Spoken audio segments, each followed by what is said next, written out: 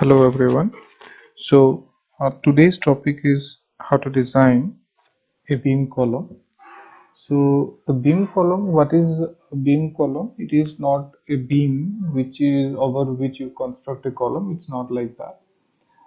Any column which has a considerable amount of moment subjected to it is called a beam column. So you already know that all the columns has a certain amount of moment acting to it, but if the moment is considerably high, or it is considerably high compared to the axial force that is acting over the column, then that particular member is called a beam column. So as the definition states that it has both the point load or the axial force as well as moment. So it should be designed for the axial force, the moment, as well as the interaction of both axial force and the moment. So for that, let us take a problem. So this is a problem: a non-sway column in a building frame with flexible joints is 4 meter high and is subjected to the following load and moment. Factored axial load, the axial load that is coming to that particular member is 500 kilonewton. Then factored moment mz, you should look into this particular thing, that is mz. That means the moment is applied about the z axis. So always remember, if any section that you are considering, in that case z is the major axis and y is the minor axis. So about the major axis we have a moment applied to the particular column. So the top of the column, the load is 27 kilonewton meter, and at the bottom of the column the load is 45 kilonewton meter. As you can see, compared to 500 is a significant amount of movement. Now design a suitable beam column, assuming Fy is equal to 250 Newton per m square. Take the effective length of the column as 0.8 L along both the axes. So this is effective length. I think you are familiar with the term effective length, because there will be buckling, there can be little torsional buckling or normal buckling. So you have to take care of that. So for that reason, we have already given you what should be the effective length. Now let's go to the solution. So these are the data that which are already provided to you. That is the length, the load P, mz top is 27, mz bottom is 45, Fy is 250, and K. This is the factor for effective length, that is K is 0.8. Okay. So the first step is to assume a section, that is to consider a trial section. Then we will first assume a certain section, then we will see whether that particular section passes all our design criteria. So how to choose the trial section? So for choosing the trial section, it is like more kind of a thumb rule. So for this problem, let us take the first section as ISHV 200, that is Indian Standard Heavy Beam 200. So these are the specifications of this particular section. Area RY, H is the height, BF is the width of the flange, TF is the thickness of the flange. So I would like to suggest you to buy the steel table, or also you can get this particular values in the annex part of the IS 800. So now already KL is already given to you. K is 0.8, L is the 4 meter, so it will in turn give you KL value as 3.2 meter. Then KL by RY, this value it comes out to be 70.953. Fine. So now let us find out what is the equivalent axial load. That means the column is subjected to a point load, as we have already know that is 500, but along with that we have another load, that is moment acting to the particular column. So as you can see, that particular moment can be always, the moment always can be converted to the point load with an eccentricity. So what will be the eccentricity over here? So eccentricity will be the if the section has a width of 200 mm, then half of that particular section or depth of the particular section can be said to be the eccentricity. So P plus, well, here you have two mz values, right? We have 27 and 45. So the larger one we will take. So that is 45, that is mz bottom by h by 2. So this will in turn give you the equivalent point load that is acting in the column. Okay. So if you add these two, it will give you 950 kilonewton as the equivalent point load. Why this is important? Because now we are actually assuming the trial section, so that is why we need to find out what is the maximum equivalent load that can be applied to the particular section. Now let us find out what is the class of this particular section. So I think you already have understood or you have already studied different classes like plastic, semi-plastic, compact. This kind of classes you have already studied, and also classes of buckling for axial columns like class A, B, C. Yes, A, B, C, and D. So these are the buckling classes. So the first thing to know, to find out whether that column will be able to take that particular point load or not, you have to first find out what is the buckling class of that particular column. So to find out the buckling class, you can refer to table 10 of the IS 800. You can see here as we have taken an rolled I section, that is ISHV 200. So you can see H by, these are the criteria or the limits, and here we have the buckling about the axis, and from here we can find out what are the classes. Now for the ISHV 200, we have to find out first H by BF and TF. Okay, so if you see here, if we have already calculated h by bf, that is h is the depth.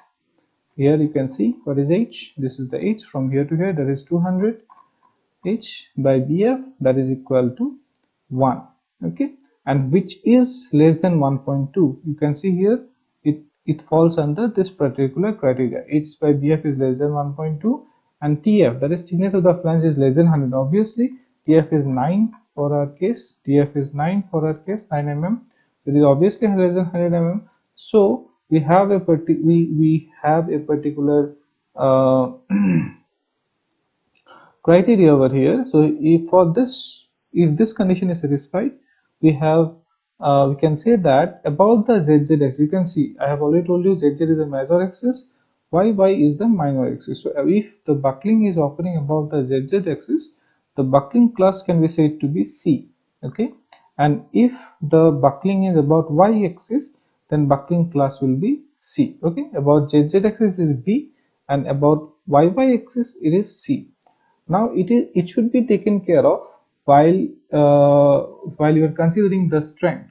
Means if you know that this particular whether this particular column is going to buckle along the B side, along the about the Z axis, or the Y axis. If it is already known to you, you can choose the appropriate buckling class. Okay, so now for our case, if as this condition is satisfied, so buckling class for the section is C for the minor axis, right? So for in this case, we are not we only need to find out what is the most severe case. So in this, we already know that about ZZ is a major axis. So in that about that particular axis, the section is stronger compared to the y axis. So it is more likely to have the buckling occurring in the y direction. So for the y direction, if you see here, this is C. You can see this is C. Okay, buckling class is C. Fine. So we know that buckling class is C. Now let us go to the section C of your IS 800. So that section C deals with how to calculate the design strength of a compression member. So here, if you see, To find out the design compressive strength, that is PD of a member, is given by this particular equation. PD is equal to AC into FCD. AC is the area of cross-sectional area, and FCD is the stress, okay, design stress, that design stress, compressive stress of the particular section. Okay, so AC is already available to us, we only need to find out FCD. And what is the process of finding FCD? So you can refer to this particular section and you can read it out. But let me be simply, if I very simply tell you how to find out FCD. So the simple process is that you find out the buckling class and then you refer to the tables 9A, B, C, and D corresponding to that particular class. As we have seen that for our section, the buckling class is C. Okay, so that is why we are referring to the table 9C. Now you might wonder initially why we find out KL by R. You can see over here, this is KL by R. So for different KL by R values, you for Fy is equal to 250, that is already given to us. So you can find out what is FCD value. Okay, you can find out FCD. So what was our KL by R value? This is 70.953. So 70.953, that means this will fall under two ranges. We don't have directly 70 point that value. It is slightly larger than 70, so it will lie in between 70 and 80. But as it is very close, I think you can directly took 152. Okay, let's see. So referring to the table 9C for Fy 250, FCD 70 is 152, right? FCD 70 is 152 and FCD 80 is 136. So if you interpolate for the value of KL by Ry, you will end up with a value of 150.475. So that means what? This is the value of the design compressive stress of the particular section, okay, under a buckling class. Now if you multiply with the area of the section, we will end up with the value of 714.75 kilonewton. Now my question is, we have to now see whether this is the design capacity of the particular column. Now we have to see whether this is more or less than the particular value of equivalent load that we have already calculated. We have already calculated the PE value as 950, and here we have got 714, so it is not more than 950. So obviously this value is going to be, the section is going to fail. That means we cannot take the section as HV 200, so we have to take a slightly larger section. So let us redo this whole process again, considering a section ISHV 250. Okay, for ISHV 250, these are the criteria. Area is 6500, H is 250, Ry is given, so you find out KL by Ry. You again find out what is the PE, because H is changing over here, so you will have different equivalent load. And then again from table 9C, because the section is same, so obviously it will fall under class C. So the finally you will be getting the value of 1109 kilonewton, and where the equivalent point load is, or axial load is, 860 kilonewton. So obviously this value PD, the design capacity of the structure, is more than 860. So obviously we can choose this particular section. So this is not the final step. This is a necessary step, but this is not the ultimate step. This is the first step where we only get to know that okay, this section might work. So we have to now verify under different conditions whether this section is going to withstand the moment criteria, the axial load criteria, and the combined criteria as a whole. Now let us first of all write down all the section properties. You can find out these properties from the steel table. You can purchase it, or you can some values are also given in the NXL of IS 800. Now, I think you are very aware of this notations. H is the height.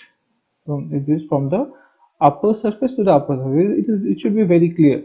H D is this part, right? H is from this top fiber to the bottom fiber. That is H. Then area, BF is the flange width, TF is the thickness of the flange, RZ, RY, radius of gyrations, IZ and IY, these are moment of inertias.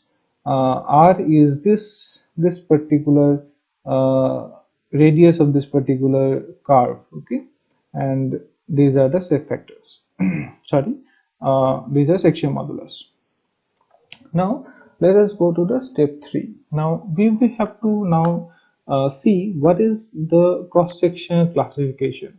We know that buckling class is C, but whether this section is compact, semi-compact, because depending upon its classification, we have to check whether it will be able to take that particular bending moment or not. Okay, so for that, to find out what is its classification, we have to refer to table 2.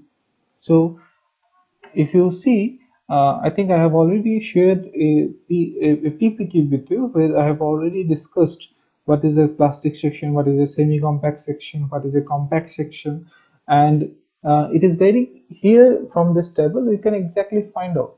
So you don't think that the as a whole a section is compact or a section is plastic or a section is semi-compact. The each and every part of a section can have different behavior. The wave portion of the I section can be a plastic or it can be a semi-compact. A flange portion can be a semi-compact, can be plastic, it can be compact. So you have to find out separately, and you have to consider the worst thing, the worst of this, and that should be considered for the whole section, because you want to be your structure to be safe. So now here you can see outstanding element of the compression flange. Okay, these are only for flange, and this is wave of I or H. So this is for only wave portion. So first you can see here these are epsilon. So what is the epsilon? Epsilon value is given by root over 250 by f5. So here 250 already it is as per the formula, and f5 value is also 250, that is already given to us. So epsilon value is 1 for our case. Now for the outstanding element you have to find out b by tf first. So if I find out b by tf, what is b? You can see over here what is b. B is from the center to this outer edge. So this is how much? B is already given to you, 250. So this is 250 by 2, that is 0.125 meter or 125 mm. So if I find out B by TF, it will give it to you 12.887. And now see where this value lies. It is more than 9.4, it is more than 10.5, it is less than 15.7. So as it is false, it is more than 10.5, so it will fall under semi-compact range. So it will be 15.7. Epsilon value is 1, so it is 15.7. So the flange section is a semi-compact section. Now we have to see for the wave portion. So let us see for the wave portion over here. So to find out what is happening with the wave portion, we have to find out d by tw, neutral axis at the mid depth. Okay, so we have to find out d by tw. What is d? You see the figure over here. D is from here to here. So you just have to subtract the thickness as well as the radius of curvature of the particular rotation here. This r you should subtract. So here the equation is h minus 2tf minus 2r. So it will give you 210.6 mm. If you do the d by tw, it will find out to be 30.522. And if you find out d by tw, that is actually less than 42 epsilon. You see over here, it is less than 42 epsilon. Yeah, here. So that means this section is semi-compact. Okay, over here it is semi-compact section. Yeah, axial compression. We will be taking here axial compression. So here these two parts are not applicable. We only go for this one 42 epsilon because our section is a compression and compression section. So it is 42 epsilon. So this is a semi-compact. So overall, the whole section is semi-compact. Okay. So you can see for if you are considering the eye, you have to consider all the section. Utilize the mid step. That means if you are considering a beam, okay, and this is for axial compression. As in our case, if it's a beam, you have to consider this condition. As in our case, it's axial compression, so we are considering this condition. Okay. So now we have already concluded that the section is a semi-compact. Now next step is to check whether the cross section will be able to withstand both the normal force as well as the moment. So it can be checked by this particular equation: n by nd plus my by mdy plus mz by mdz should be less than or equal to 1. Here, as in our problem, my is not given. That is, the section is not subjected to any kind of movement which is acting about y-axis. So this whole term can be neglected or equal to 0. The only terms that will be that we are interested in are ny by n by nd plus mz by dmz, which should be less than 1. Now, what are these values exactly? So this particular equation you can find out in the clause 9.3.1.3, the for semi-compact section. Okay, as we have already concluded that the section is semi-compact, so we have to look into that. So for semi-compact section, this is the equation. So which are the values transfer my, mz? These are the factored applied moment about the minor and major axis of the cross section. These are means already given values. MND and MNDZ are designed reduced flexural strength under combined axial force and respective uniaxial moment acting alone, which can be referred to 9.3.1.2, and is the factored applied force, which is for our case is the 500 kilonewton, and D that we should find out, and is given by AG by Fy by gamma m naught, and MDY and MDZ. These are design strength under corresponding moment acting alone. See figure 8.2. AZ is the gross cross-section area, alpha 1, alpha 2, gamma m naught. So let's find out the values step by step. So n is already given, that is 500, so we need to find out nd. Here you can see nd is given by Az Fy by gamma m naught. Az is the gross cross-section area, Fy is 250, gamma m naught is 1.1. If you put these values, you will come up with the value of 1.477 into 10 to the power 3 kilonewton. Okay. Now, what is MD? We need to calculate the MD over here. MD, right? So MD, it should be referred. They are asking to refer to the clause 8.2. Let's see what is there. 8.2. So if you see 8.2.1.2, the equation is given by beta b zp fy by gamma m naught. Okay, so what is beta b? It is one for plastic and compact section, and zd by zp for semi-compact section. Okay, so that is zd by zp and fy by gamma m naught. These are already known to you. So beta b is given by zd by zp. So zp you can cancel. It is finally you will it will end up with ze. It should be ze, not zz. This should be zd. So zd fy. Actually, I probably here I have define it as edges, so that's fine. This is the sectional modulus about z, that is elastic sectional modulus. The zpz is the plastic section modulus. So zz that I have defined it here, it is zd, the same thing as zz. Okay, zd means exactly the zd, that is the elastic section modulus, can I find out along two axes, about z axis, about the y axis. So this is for z axis. Why? Because the moment is applied about the z axis.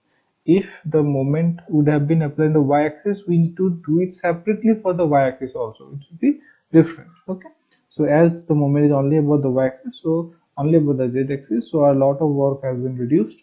So z by p z p z, and this mdz, after putting the value zz, you can find out that is already we have it in the section sectional properties fy by gamma m naught. If you put these values, you will come up to be 140.680 kilonewton meter. Okay, now if you put the values in the equation, n by md, mz by mdz, where these values are already given to us, it is you will come up with the value 0.658, which is less than 1. So that means the section is safe.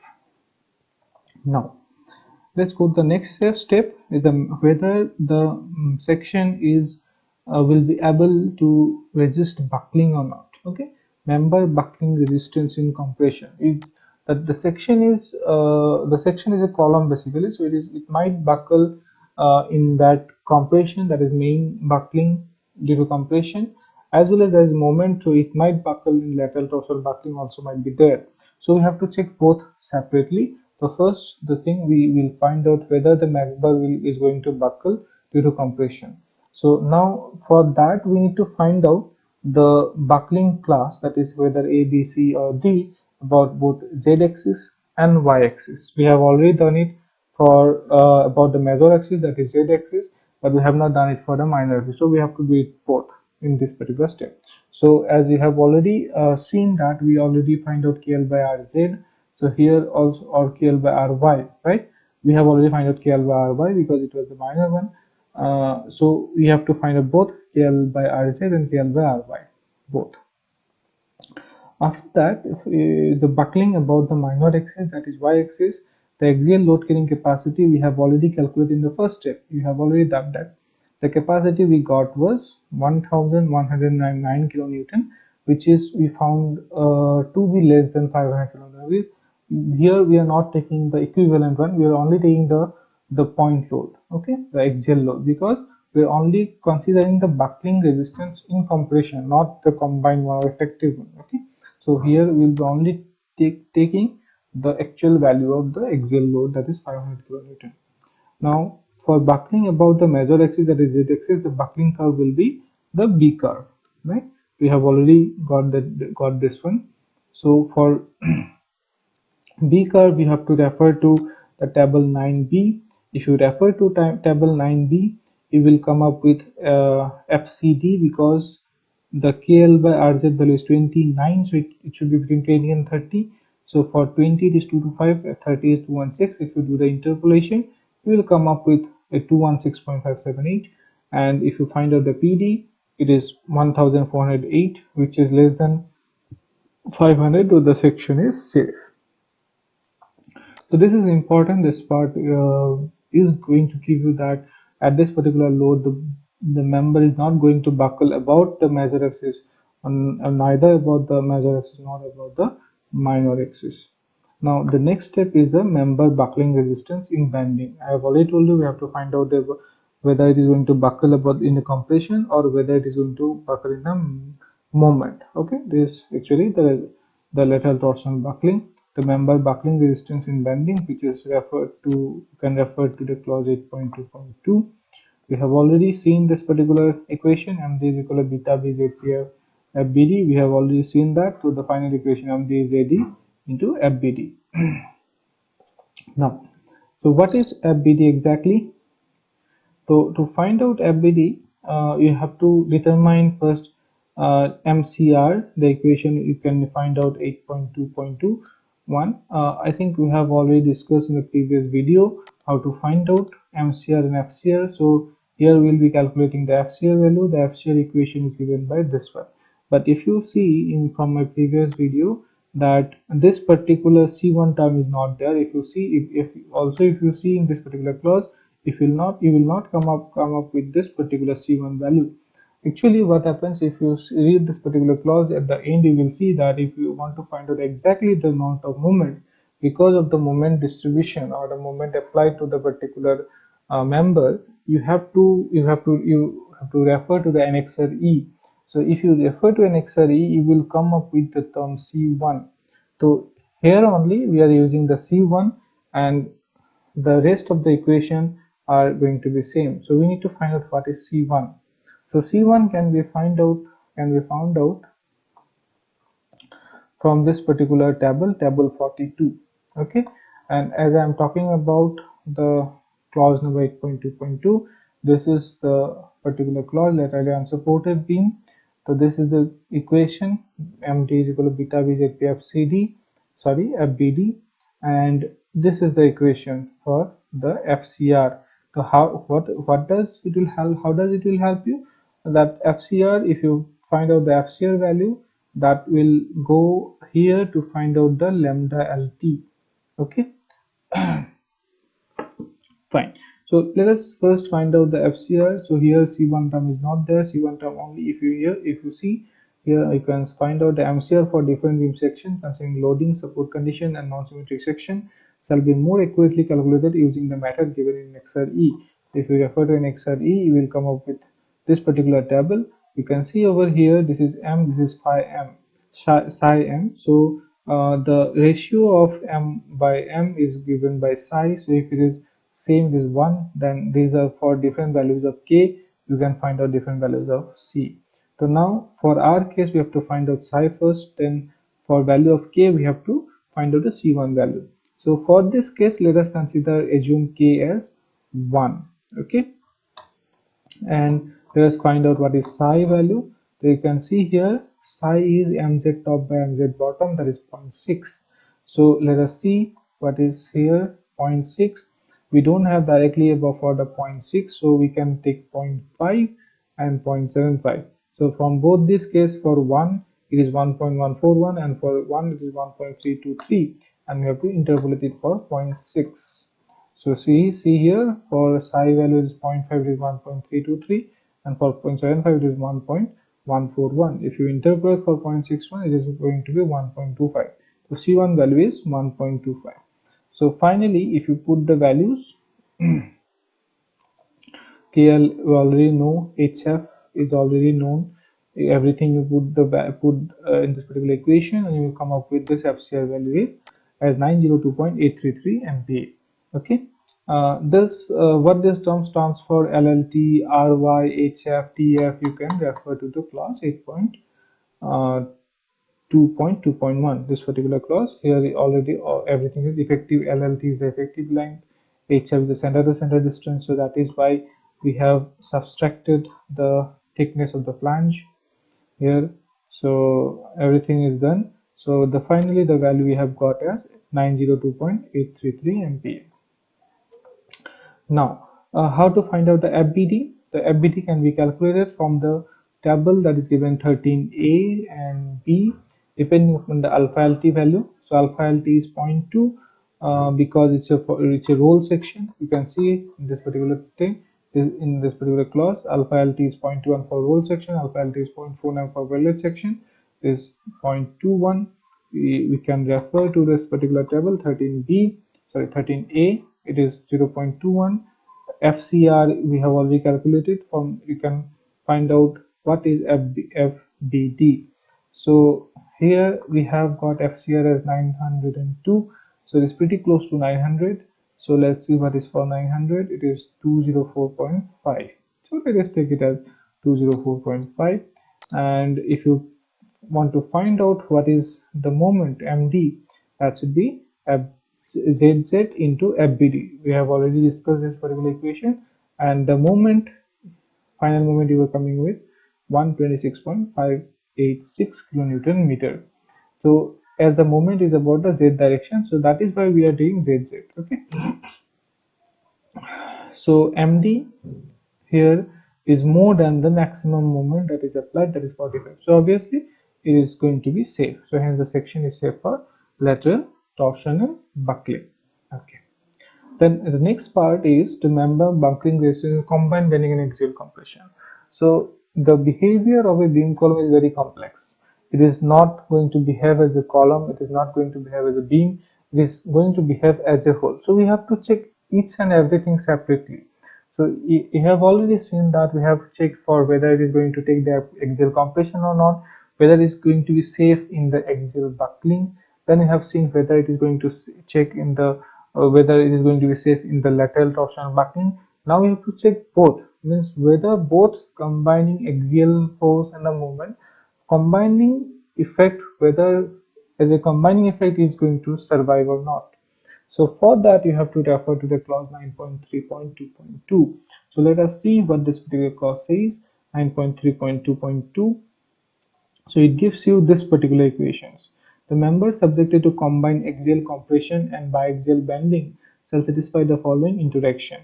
So P by Py, Ky, Klt, and Z. So these two equations you can see over here.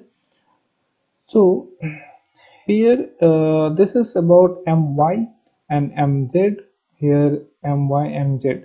So the only equation that we are interested in is the lower equation. This equation is not for us, so we don't have my also, so this term is also is going to vanish.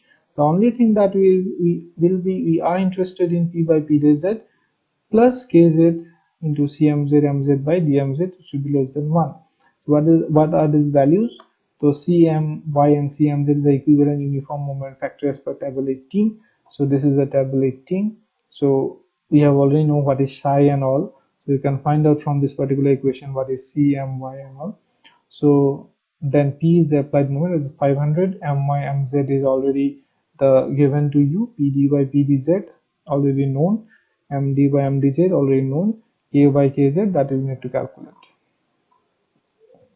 Again, we also need to find out what is FCD. Okay, let's see the process first. Now the equation becomes this one, P by PD plus KZ CMZ MZ by MDZ less than 1. So P value is already known, PD is already known. This is 1401408 Newton per 3. We have already calculated this one in the previous step. Then you need to find out KZ. Here you see what is lambda Z. Lambda Z is given by lambda Z is root over Fy by FCC. Now what is FCC? See here. But how to find out lambda? Lambda can be found out from this particular clause 7.1.2.1. So lambda is Fy by FCC. What is FCC? This is pi square by KL by R whole square. So this is for RZ because everything we are talking about MZ, right? So everything will be RZ. So you find out this one and then you can find out what is lambda Z, that is 0.33. You put it 0.33 here and you find out KZ. Okay. You also have to check this one. You can see 1 plus 0.8 P by PD is 1.24. Obviously, it's going to be less to 1.04. So KZ is 1.046. Also, you need to find out CMZ. If you refer to table 18, so CMZ here, CMZ is given by 0.6 plus 0.4 psi, which will be greater than or equal to 0.4. So it is 0.84 that we are getting. Psi is 0.6. We have already calculated. So you put the value, you get 0.636, and it is less than 1. So hence the section is safe against combined axial as well as the bending moment. So this is a very straightforward, a very simple problem where only moment is applied about the z-axis, but in actual life it is not going to be the case. In that case you have to separately consider that what will happen, what is the effect of the moment about the y-axis also, and these equations that we are say this equation will change because y term will come over here.